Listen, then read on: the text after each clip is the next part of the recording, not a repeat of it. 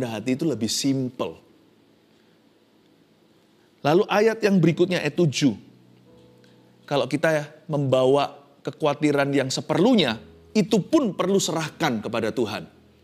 Kata serahkanlah segala kekhawatiranmu kepadanya itu, kata serahkan itu adalah satu kata kerja yang energetik. Karena dalam bahasa Inggrisnya, cast your worries on him. Kata cast itu artinya melemparkan. Jadi kalau serahkan segala kekhawatiranmu kepadanya itu bukan hanya Tuhan, kuserahkan. Enggak. Tetapi dengan sungguh-sungguh berdoa.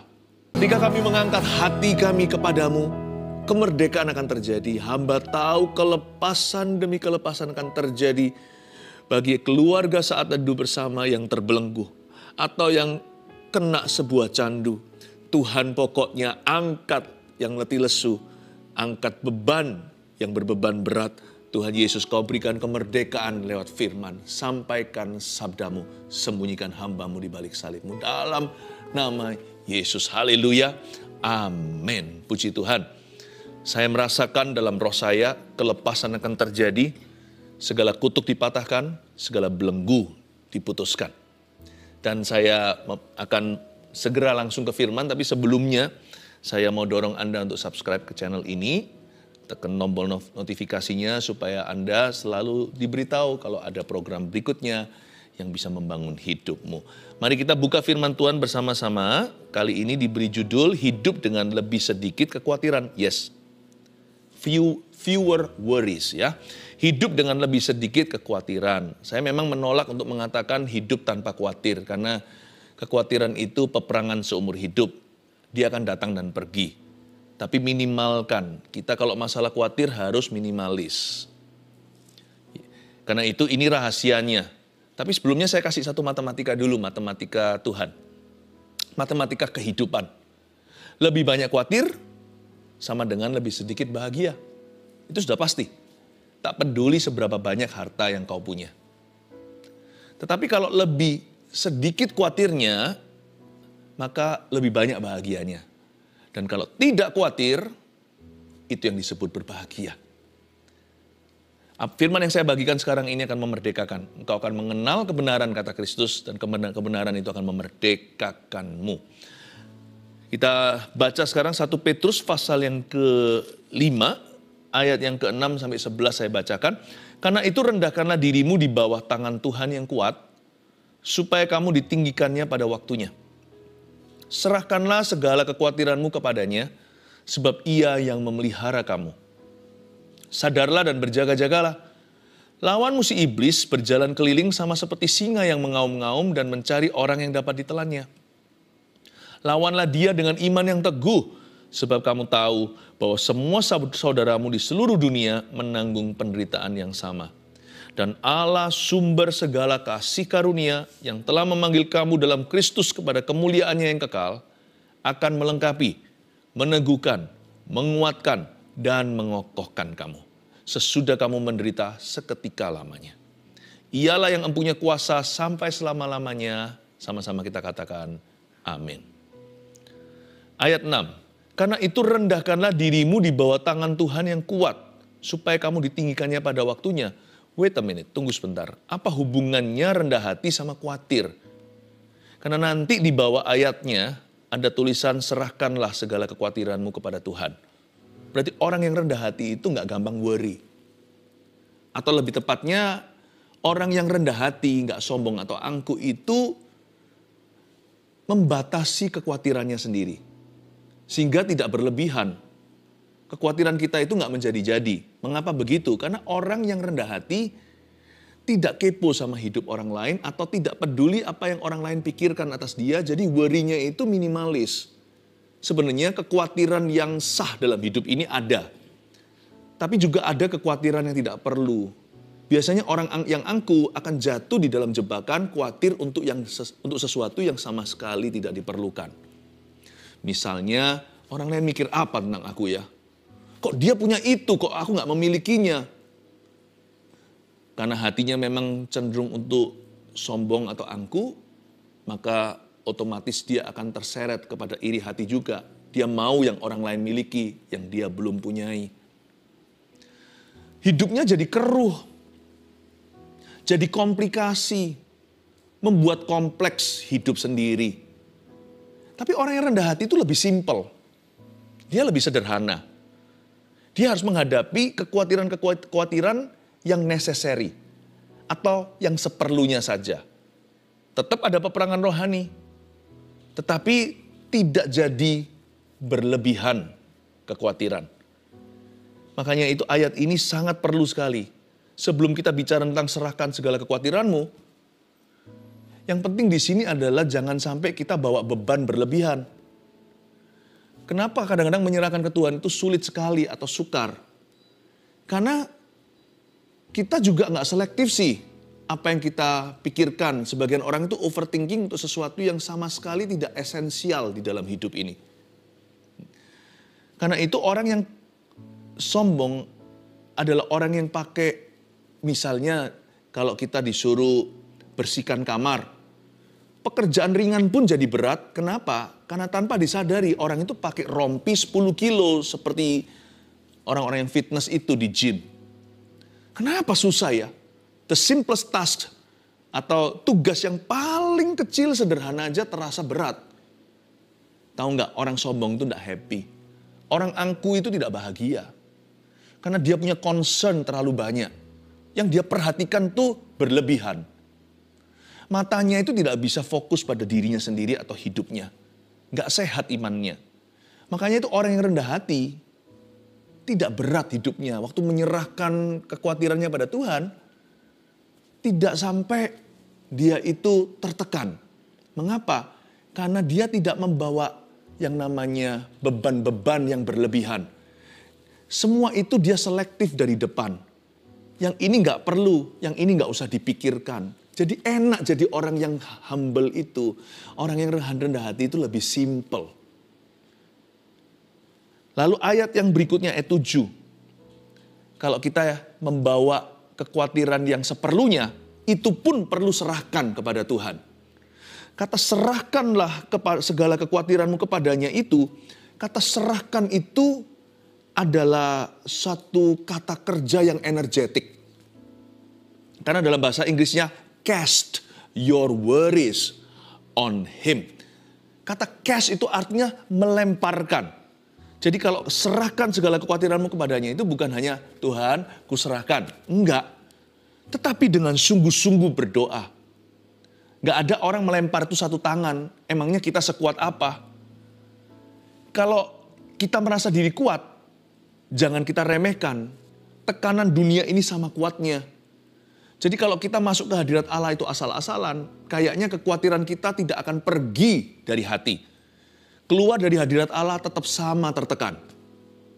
Makanya itu kalau kita mau menyerahkan kekhawatiran kita kepada Tuhan, kita harus bersungguh-sungguh. Seperti orang melemparkan kekhawatiran itu ke sorga, melawan gravitasi bumi yang menyedot, yang selalu menarik ke bawah. Kita lempar ke atas ya kan? Jadi harus dengan sekuat tenaga. Seperti waktu perlombaan Olympics ada orang yang lempar lembing. Lembing itu berat, belum lagi kena gravitasi. Dia harus sekencang-kencangnya, dia lari dulu untuk dapat momentum. Seperti perlombaan orang kuat di dunia yang pakai bola yang batu atau besi yang berat itu ditaruh di pundaknya begitu dia, lalu habis itu dia lempar semampunya. Kalau kita tahu bahwa dunia ini tidak mendukung kita untuk beriman, malah justru keadaan itu lebih menyarankan agar kita khawatir dan tertekan.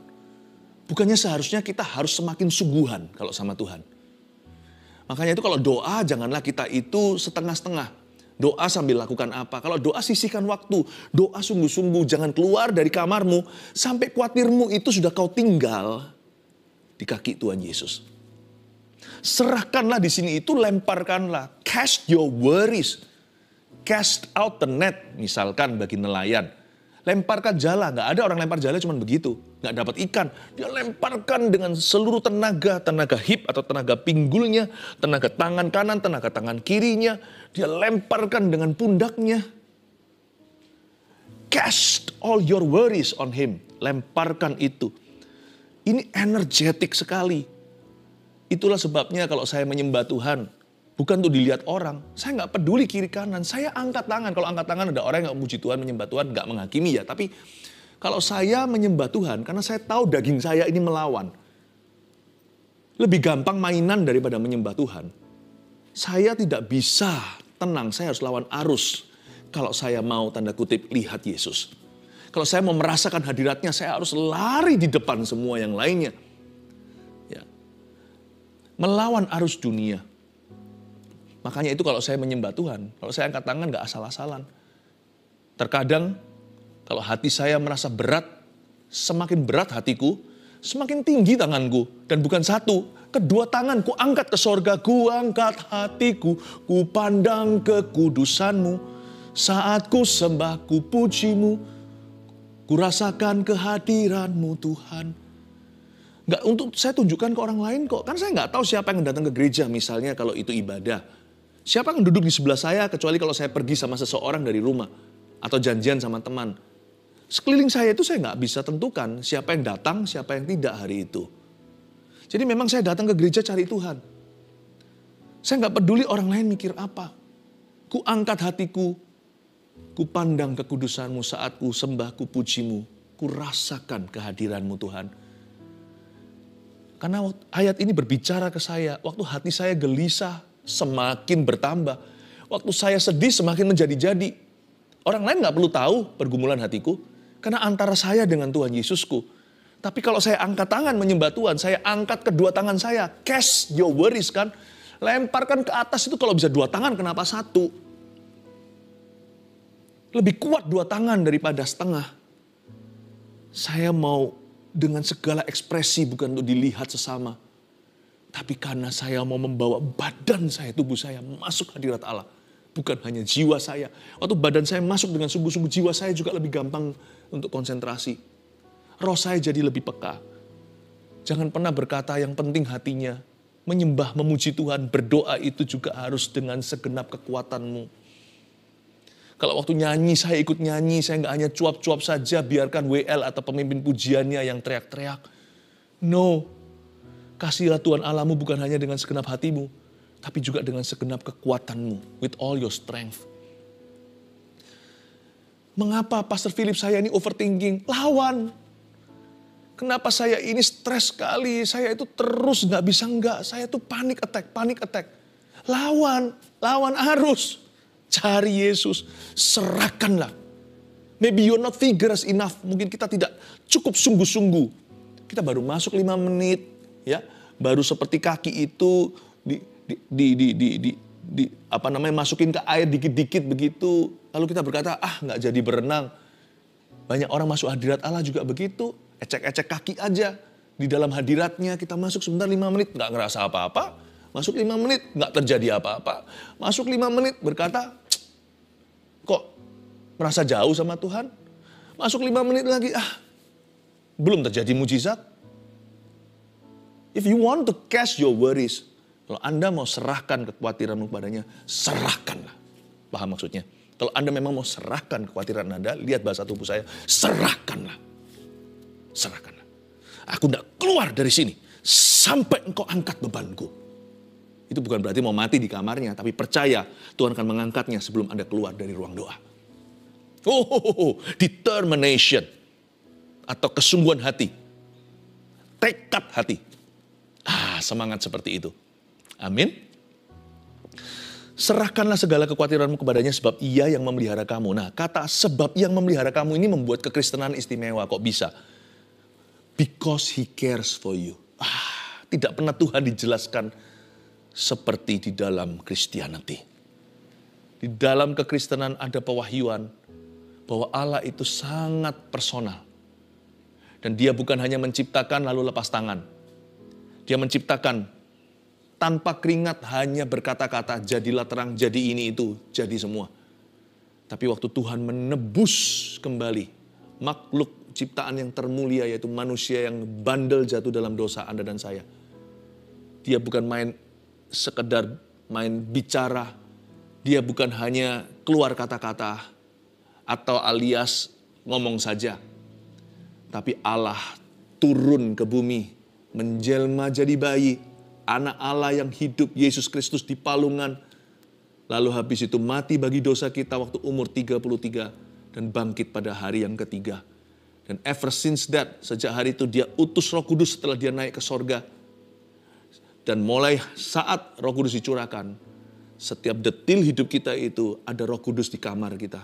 Kita kemanapun, kamar mandi, kemana-mana, Roh Allah tidak pernah meninggalkan mereka yang telah menjadi anak-anaknya. Wow, He cares for you. Dia peduli sama dirimu. Makanya tidak boleh mencari Tuhan itu dengan coba-coba. Gak ada trial dan error dalam hadirat Allah. Aku masuk hadirat Tuhan, merasa apa ya? Gampang kecewa. Jangan, kalau kita masuk hadirat Tuhan itu percaya Allah itu ada dan percaya Dia pedulikan. Gak ada orang masuk hadirat Tuhan gak ketemu Tuhan, gak ada. Orang berdosa pun, pemungut cukai pun kalau dia datang ke bait Allah lalu tepuk-tepuk dadanya dan berkata, aku orang berdosa sama Tuhan pulang, dibenarkan. Tuhan itu gak pernah main petak umpet kecuali sama orang yang munafik. Tuhan akan berbelat-belit. Tetapi kepada orang yang tulus hatinya, sekalipun orang berdosa, asal hatinya hancur, jiwanya patah remuk, tak akan dipandang hina oleh Tuhan. Orang yang datang cari Tuhan gak akan ketemu ular. Orang cari Tuhan akan dapat hantu, orang cari Tuhan akan ketemu setan. Because He cares for you. Kenapa kita harus sungguh-sungguh? Belum lagi ada faktor peperangan rohani. Lihat ayat berikutnya, ayat 8, sadarlah dan berjaga-jagalah. Lawanmu si iblis berjalan keliling sama seperti singa yang mengaum-ngaum dan mencari orang yang dapat ditelannya. Bukan Tuhan ya. Kadang-kadang, ini bahasa saya ya. Kadang-kadang kalau saya renungkan, Tuhan tuh kasihan ya disalah ngerti terus. Tapi Tuhan tuh gak perlu dibelas kasihani. Tuhan itu serba cukup di dalam dirinya. Dia gak perlu kita sebenarnya, gak perlu manusia atau penyembahan kita. Dia gak perlu percaya kita. Kalau kita percaya menyembah Dia itu untungnya di kita, bukan untungnya di Dia. Tapi kasihan kadang-kadang kalau saya pikirkan. Apa yang iblis lakukan seringkali malah Tuhan yang difitnah. Kenapa engkau kasih aku penyakit? Tuhan gak kasih penyakit. Kenapa Tuhan buat papa mamaku cerai? Tuhan gak pernah menceraikan papa mamamu. Bukankah di Alkitab ditunjuk dengan jelas di kitab Maleakhi, aku Tuhan membenci perceraian. Ada orang Kristen, kedok saja padahal hanya kedok agama.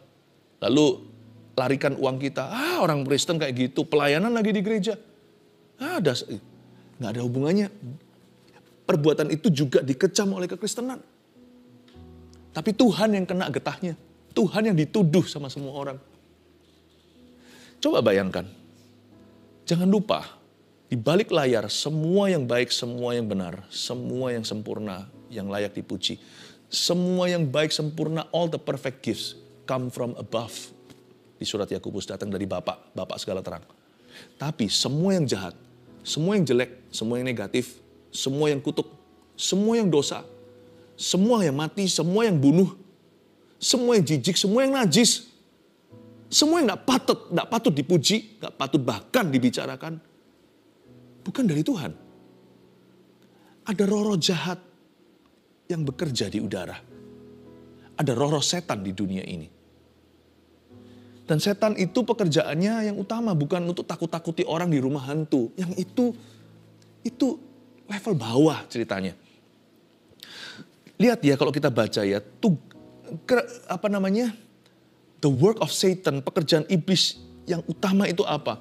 Sebab dia mencari, sadarlah dan berjaga-jagalah, lawanmu si iblis berjalan keliling sama seperti singa yang mengaum-ngaum.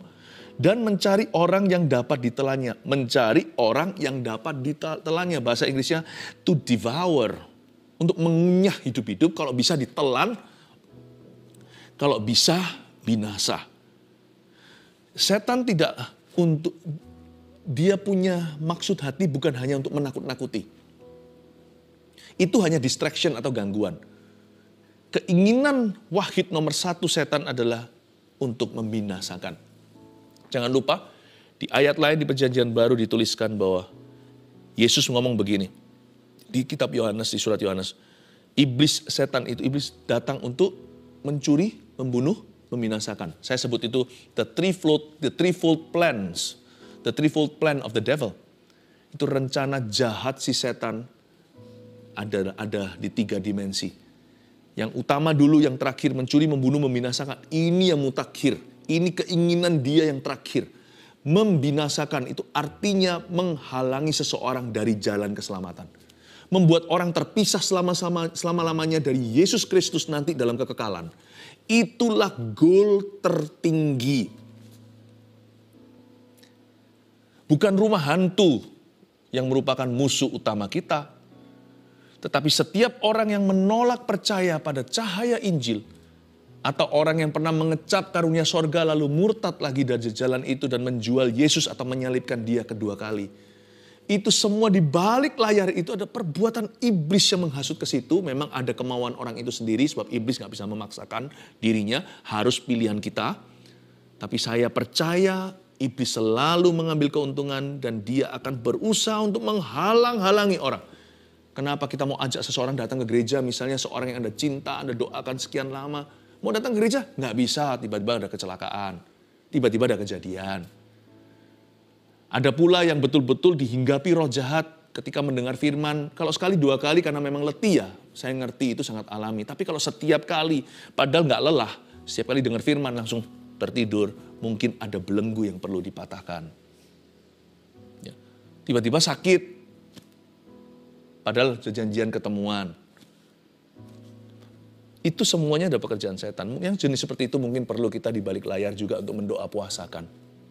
Ya, orang yang paling peduli bisa lakukan itu ekstra lebih. Tapi iblis selalu mencari orang yang dapat ditelannya seperti singa yang mengaum-ngaum. Dia berjalan keliling. Selain itu kalau membinasakan itu yang paling akhir kan. Yang tengah apa? Mencuri, membunuh. Yang kedua membunuh. Iblis selalu ingin membuat sesuatu yang dari Tuhan di hidup kita itu mati prematur. Itu bisa saja nyawa. Ada beberapa orang bisa mati prematur karena mungkin ceroboh gaya hidupnya atau memang ada dosa. Atau memang karena diserang setan, karena dia lengah dalam doa. Tentunya kita nggak usah ketakutan. Setiap hari kita itu di-cover oleh darah Yesus. Tapi kalau kita hari ini digerakkan untuk mendoakan lebih, jangan sampai Anda tepis dorongan-dorongan seperti itu. Karena kita sedang berada di dalam peperangan rohani. Karena iblis berusaha kalau bisa membunuh sesuatu itu secara prematur. Itu bisa juga friendship, bisa juga partnership, bisa juga hubungan, bisa juga pertemanan, bisa juga kongsian, bisa juga apapun juga. Namanya iblis juga bisa menabur roh perpecahan. Apapun yang dari Tuhan, dia mencoba kalau bisa bunuh, meskipun nggak sampai kekekalan. Misalkan kalau orang Kristen itu mati, dia tetap masuk sorga. Tetapi kalau bisa terjadi kecelakaan, kalau iblis boleh, dia pasti akan tabrakkan Anda di jalan tol mana. Kalau bisa mati sekarang, apalagi kalau orang itu berguna. Makanya itu kita harus doakan orang-orang yang dipakai Tuhan. Karena tiap hari mereka itu mengalami serangan. Belum lagi yang diguna-guna dan sebagainya. Oh, kita nggak usah doa terus was-was soal itu, nanti fokus kita bukan Kristus. Nanti fokus kita pada serangan-serangan. Jangan lakukan itu. Kita nggak usah fokus pada setan. Tapi kalau kita merasakan sesuatu pada antena kita, cepat tanggapi. Apalagi kalau kita dibangunkan. Saya kadang-kadang dibangunkan tengah-tengah malam. Doakan siapa? Doakan hamba Tuhan A, hamba Tuhan B. Baik itu di dalam organisasi kami, Gereja Mawar Siaran, atau yang di luarnya yang saya kenal dan saya tahu. Mendoakan jemaat sudah menjadi makanan sehari-hari. Mendoakan keluarga saat teduh, makanan sehari-hari. Do you pray for us too? Apalagi orang-orang yang berguna. Setan berkata gini, aku gak bisa bawa kamu ke neraka. Karena kamu sudah milik Tuhan. Gak apa-apa. Kalau bisa aku bunuh kamu hari ini. Supaya besok kamu jangan kacaukan kerajaanku. You must pray. Berdoa. Makanya doa Bapak kami ajarkan apa? Bebaskan kami dari yang jahat. Ternyata harus sengaja berdoa demikian. Haleluya. Tapi yang satu lagi yang paling ringan. Tapi jangan diremehkan. Mencuri. Mencuri, membunuh, membinasakan. Mencuri. Kalau dia nggak bisa bunuh, apalagi binasakan, masuk kepada kekekalan, nanti bersama dengan dia dihukum oleh Allah, maka dia bisa mencuri sesuatu. Anything better than nothing, gitulah bahasa Inggrisnya. Sesuatu lebih baik daripada sama sekali nggak ada. Sesuatu sedikit lebih baik daripada nggak ada sama sekali. Jadi setan pasti akan mencuri sesuatu. Itu bisa kesehatan, sukacita kita, damai sejahtera kita dicuri. Aneh ya. Rumah kita nggak bisa diapa-apakan, nggak bisa sesuatu yang sifatnya fatal terjadi, ya nggak ada kematian, nggak ada tulah, nggak ada apa-apa. Tapi bisa hilang damai sejahtera. Ini berantem sama ini, salah paham begitu, dikacaukan aja situasi atau suasana rumah. Kalau seperti itu, kepala keluarga dulu. Kalau enggak, mungkin wakilnya mama. Bahkan anak, pun bisa jadi imam-imam dalam keluarga. Kita merasa something is wrong. Nggak ada salahnya sih kumpul aja sebentar mesbah doa, mesbah keluarga doa tengking setan. Tiba-tiba rasa kayak adem gitu rumahnya. Bukan karena AC-nya, adem karena damai sejahtera. Kudu mau berantem aja. Kadang-kadang kita juga marah gitu, mau lemparkan amarah kita ke anak kita. Padahal dia nggak salah. Bagi-bagilah ya. Seperti bagi-bagi ekstra bagasi. Bagasi negatif kasihkan kok. Itu nanti kan jadi domino, nanti kan jadi bumerang. Daripada gitu ajak berdoa aja. Daripada kita saling memarahi. Coba bayangkan. Iblis bisa mencuri sesuatu. Mencuri uang juga bisa. Terjadi korupsi di dalam ini juga pekerjaan setan melalui tangan-tangan jahil. Yaitu orang-orang yang kedagingan dan mereka yang hatinya masih berlumuran dosa. Lewat orang-orang berdosa, iblis bisa mencuri sesuatu. Ya, makanya kita selalu berdoa supaya jangan sampai ada yang tercuil apa-apa dari rencana Allah dalam kehidupan kita.